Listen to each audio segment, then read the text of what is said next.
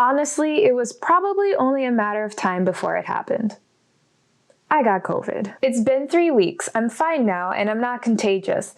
But while I was sick, I wish that I could say I made the best use of my 2 weeks stuck at home. That I finished projects, I learned a new skill, I started another language, I practiced French every day.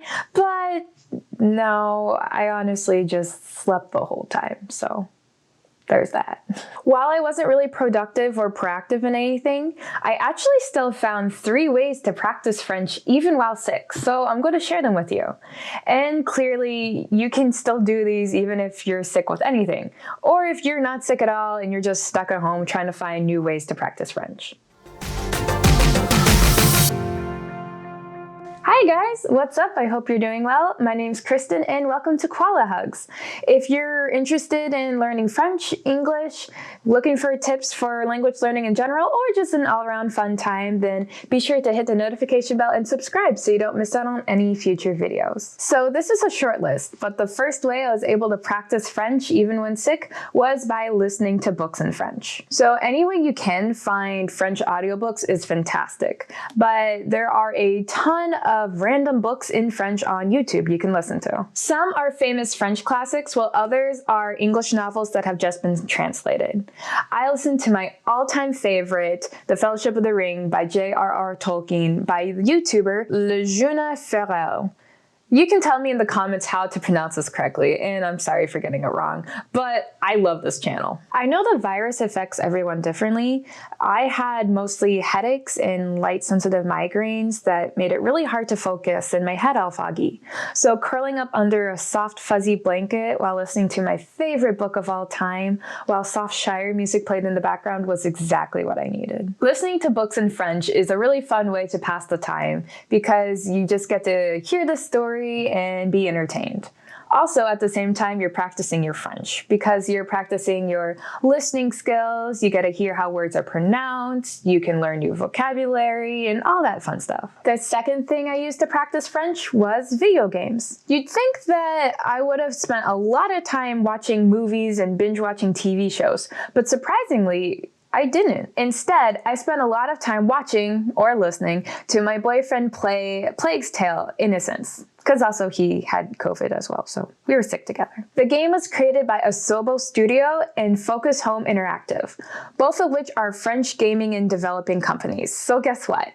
Not only is the game available in French, but it also takes place in France. It's an action horror stealth game, which honestly is not my thing, but it has you as the main character and her little brother trying to survive hordes of crazy, freakish, evil rats and the bubonic plague. The voice acting is really good in French, so if you're into gaming in French, then I really recommend giving this one a try. It was nice because I was able to watch it like a movie because I wasn't the one playing it, or if my eyes got tired, then I could just close them and listen to the dialogue and follow the story like that. Honestly though, like I said earlier, if you're really into gaming and you are also trying to learn French, then see if you could change the language settings in one of your favorite games and try to play it that way. It would be fun. The third thing I did when I was sick was listen to French music. And so looking back over those 2 weeks, I guess I just did a ton of French listening practice, but you know, you need to really practice that anyway, so it was nice. With this one, I simply just found one of my French playlists and hit play and just there you go. It's a good way to chill, relax, enjoy some music while learning vocabulary and culture. I listened to some of my favorites, made my way through the official Disney song playlist, like I almost always find myself doing, and I even discovered a few new ones, like that one by Nika with the squirrel. I was not ready for that. So if you haven't yet, make sure you take the time to make that Spotify playlist and fill it with your favorite French music.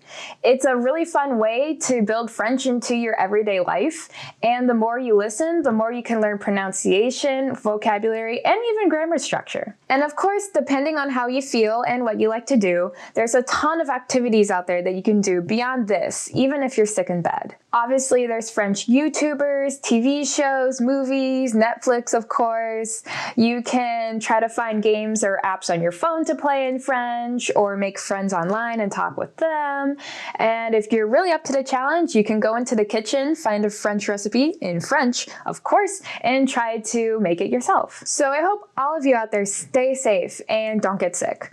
But if you do and you're bored, give one of these a try and see how it goes. And with that, thank you so much for watching this video. If you liked it, you enjoyed it, you had fun, then be sure to smash that like button, hit subscribe if you haven't already done so, as well as the notification bell, leave a comment or a question, and I'll be seeing you real soon. Bye!